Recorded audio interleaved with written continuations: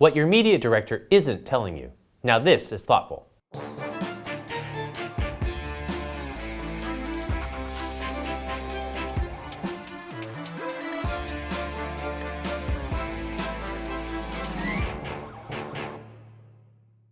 Hello, I'm Trevor Lai in Shanghai. With hundreds of national, regional, and local TV stations, and thousands of print publications, navigating China's media environment is extremely difficult for multinational companies. They also need to figure out how to handle media buying techniques that are notoriously opaque. To help make sense of this complicated world, we're joined in our studio today by Chang, CEO for Greater China at ZenithOptimedia, one of the leading media agencies in this country. He's going to tell us what your media director isn't saying about how to get the most for your ad dollars in China. Stephen, thanks for coming in today. What's the first thing that you tell new MNC clients about media in China? About media in China? Well, media in China is the most complicated media scene all over the world, okay? And to face this media challenge, okay, all MNC clients shouldn't just treat a media agency as a full marketing solution company. We are specialists and we are specialized in any media-related marketing solution. So this is my first complimentary about this. And you think this is a common myth that a lot of these clients have before they enter the market? They believe that with the strength of media here, especially television and print, touted still as very influential, that they come in expecting an agency like yours to be able to solve a lot of their problems just by the basis of your expertise and your history in the country? As a matter of fact, all the new clients they are particularly interested in, we can help them to solve all sorts of media challenges. For example? For instance, like from CCTV negotiation, as we all know, like CCTV negotiation is one of the most challenging one, up to internet PR crisis. Yeah, all these new MNC clients, they all loved us to be like a one-stop shop that we can help them to solve all these issues. So let's talk about specifically some of the problems or challenges that you've seen clients run into working with and actually dealing with, whether it's these myths or whether it's with the reality of working with media in China. So let's start off with, in terms of comparing what media directors are actually telling, their home bases versus what's actually going on in China. Right. I think one of the most challenging myths is actually like, is that always a media agency can buy cheaper. Okay, this is, I think, is all clients want to know, and they all want to use the media agency. As a matter of fact, we are the media agency who is a specialist of the relationship, understand all the mechanism of how to partner with the media. Of course, we can provide one of the best price for the clients. But my experience is actually one of the way, not necessarily the only way, is that the client negotiate together with the media agency, all together with a particular media. That will always bring the best price or the best media solution to that particular client. So Stephen, you've identified 10 things that media directors aren't always telling clients. Let's start with what's the number one thing that they aren't telling clients in China? The first thing is actually the client may not know, okay? The client can negotiate or buy cheaper than media agency. Why did I say it? I didn't discount the media agency at all. As a matter of fact, my experience in a lot of cases, I'm not talking about regular buy, regular negotiation, some of the special tailor-made or even program buy. When the clients come together with the media agency, we negotiate together because they are the client expressing the client point of view. They can create a better solution sometimes in terms of a better negotiated rate as well. What's the second point you've identified? The second point that I would like to say is, as a matter of fact, can a media agency buy or do social media? A lot of our MNC clients, they want the media agency to do every marketing solution for them, including social media. While social media is something so new, and most 4A media agencies are more traditional. Whereas the 4A media agency like us, we are transforming into much more digital. The key of the social media we look at is the content, okay, rather than how to deal with the social media itself. Once you have the content, and our media agency is very good at creating the idea, concept, and content.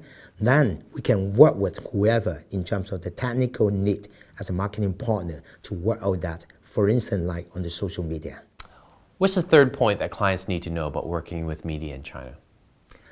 The third point is, can the client's own media sometimes can perform better than the paid media? The answer is yes.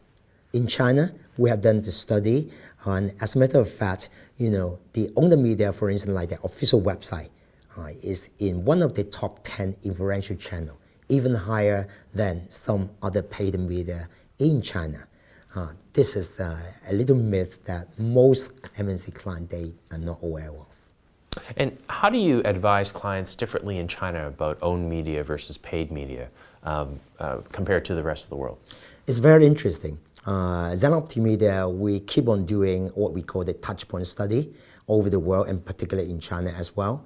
And through our study in the past few years, as a matter of fact, there are certain owned media in China is very specific, very highly ranked, in terms of their influence in China. One of it is the official website. If we look at official websites, of the client in the rest of the world, they are not particularly influential. Possibly a lot of our customer audience, they think the official website are pretty boring stuff, okay, the corporate stuff.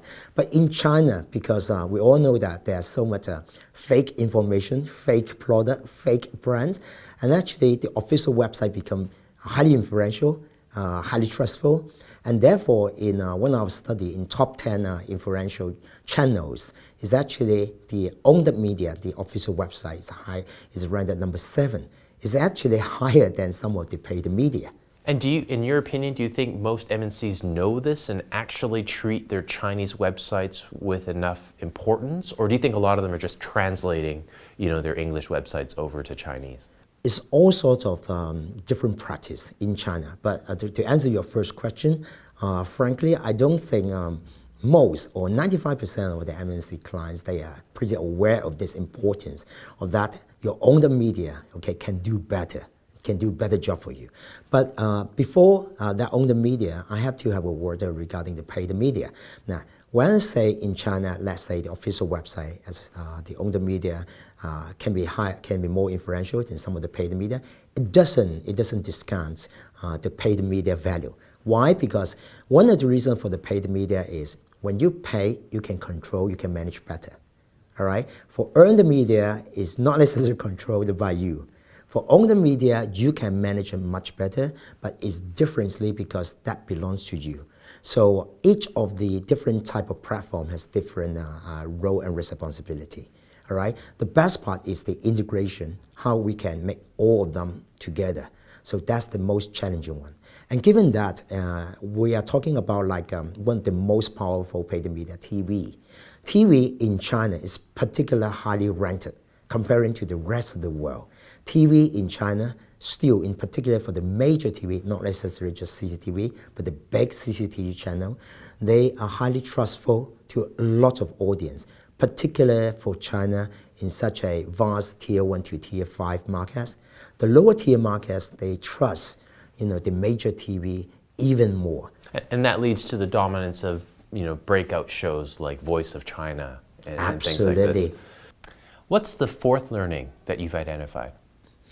The fourth learning is, can you identify a program like last year's The Voice of China and have the best program in 2013? My answer is, again, yes. We are able to identify such a program through our global learning, through our study in terms of the TV rating and the audience and their social discussion in terms of in China. We can identify. The question is whether that program is so expensive or whether that program, they have some demand and supply challenge that we cannot really buy it at the first time. Okay, rather than some other clients, they steal it much earlier. But does that make it really challenging for you then, because there's obviously a limited supply of actual spots for your clients to be able to buy into for shows like that? The challenge of this type of very, very hit program is actually not the identification of this type of program. We have a global network. We look around in US 7 years ago. We started with one of our clients, Meng Liu, and actually that was Supergirl. And that Supergirl is actually the Chinese version of the American Idol. So a long time ago, we are pretty aware that in US, American Idol have a high rating and continues to be high rating even up to now. So to identify those programs is not the biggest challenge. However, because once this program has been introduced in China, the challenge is because of the demand and supply, then the rate of buying into, or you want to own it with the sponsor, all this becomes so difficult. All right, so the challenge is two different. However, here comes another myth is actually our clients, they always want to ask us, particularly after last year, can we identify or create another Voice of China? Okay, if my question is, yes, it is possible. It is possible. Just like in the beginning of this year, there's a Korean intro, it's called I'm Singer. Actually, that was not in the prime time. That started 10 p.m. on Friday night, which are not the golden prime time. However, their rating becomes so high and so hot. I can tell you after 3 months, their advertising rate has increased 5 times. And that show, the creator, that originated with a conversation like this between a producer and clients and agency to come up with this? This particular one is a little bit different. Okay, this particular one is introduced by Hunan Satellite TV. All right, and then before that, no one is actually think that this will be a great one because for China in particular, it's seldom the experience introduced from non-Western countries. This one is different. However, again, from Hunan Satellite in the second quarter, they are introducing X Factor, right? Again, we know that X Factor is again another great show in US. The rating can prove it as well. So that one is a little bit different. That one has a lot more commercial elements because that one previously is more well-known as well. So the answer to this, can we identify another Voice of China? It should be yes, all right? And it's which program and how and when and what we would like to do about it in China. Do you ever have clients actually, because they're based overseas, actually coming to you and saying, we have a huge hit overseas here, and suggesting it to you and hoping through your connections that you're actually able to introduce a show format? Indeed, particularly for MNC clients. Because they may have a great hit in the UK or US, then they always discuss with us whether they can bring such a format into, or such a program into China.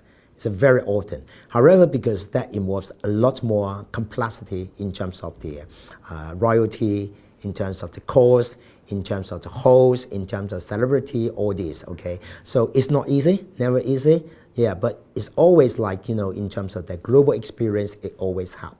As a matter of fact, we ourselves in our global network, we track the hottest rating program or the biggest box office movie in different major countries so that we can learn from it and whether we can make use of it for our different clients or similar category clients. So we are making use of this global learning as well. And what's point number 5? Point number 5, I would do it as a product placement. It's always expensive and inflexible. This is a very common question, a myth that MNC client asks for. My answer is actually not necessary. Okay, we have a case of HTC. We built the client's model HTC1 into the song, and that becomes highly successful and attract a lot of young customers to buy their model. Speaking of movies, in recent years, Chinese companies like Meidasbonway have made headlines through their product placement in huge global hits like Transformers. But let's talk about product placement for shows within China. Are these successful? Are the rates going up in terms of soap operas or the period dramas? Product placement, similar to the celebrity endorsement, in China is particularly successful for the last 5 years. One of the reasons is that because of this is pretty new in terms of marketing solution in China. And secondly, a lot of clients, local clients in particular, they love this type of product placement. in big blockbuster movie as well. They're trying it, but the result is actually not that well in terms of the ROI, okay? The question or the myth is, can we create a better product placement?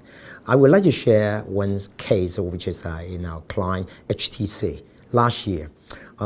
We actually use a product placement concept, we call it branded entertainment, and build actually one of the model, HTC One, that model into a song.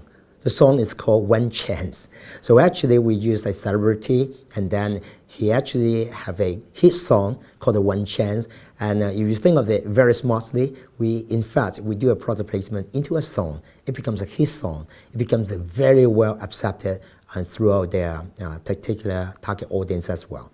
So product placement, in the end of the day, just like other parts of advertising, all depends on the creativity. You're bold enough to try it, get the best, look at the ROI, you can get a very good result. What's the sixth trend that you've identified in China? A lot of MNC clients, they like media agency to handle their PR crisis. And this is getting into more and more common because of not just the traditional PR crisis handling, but also because of the new social media type of PR crisis. My response to this will be that we are helping a lot of clients managing all these PR crises. But we cannot promise, we are not PR agency. We cannot handle all PR crises. We help our clients to manage the PR crisis through a honest discussion represented by the client, by using our relationship with the media channel, and then we have a very good fact-based discussion, and we start with it. And we are doing it for both traditional and non-traditional media platform. What's the seventh fact that you've identified about working with media in China? International clients, they always challenge us whether we can help them to get the best program. Because in some of the best program, even like the Voice of China and other hot program, we can see the biggest sponsor is always the local clients instead of the international clients. Now, again, my answer to this is, it's possible for international clients to get the best program. However, that depends on the client has to come back very quickly. The decision has to be made very quickly, not just based on rational thinking, because a lot of fast response in terms of from the local clients is that big boss make the decision. That big boss make the decision not purely based on the data analysis, but based on their emotional bonding, their intuitive, that they believe this program can help them. So this is more than rational.